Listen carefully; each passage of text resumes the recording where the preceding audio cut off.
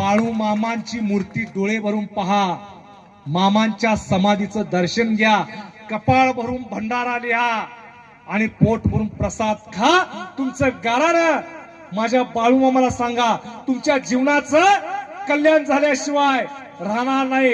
हे का बाळू मामाच्या नंदीचं सांगणं आहे.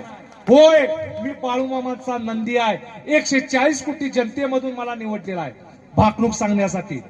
होय, मी बाळू मामाचा पिये आहे. होय, मी बाळू मामाचा चाकर आहे. होय, मी बाळू मामाचा गडी आहे.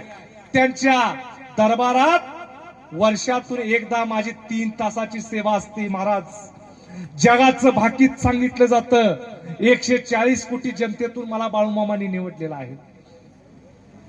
महाराजांना कदाचित थोडस माझं मगाशी खटकलं असेल की मी बाळू मामांच्या मार्फत आलेला आहे. होय, मला बाळू मामाने इकडे तुम्ही जा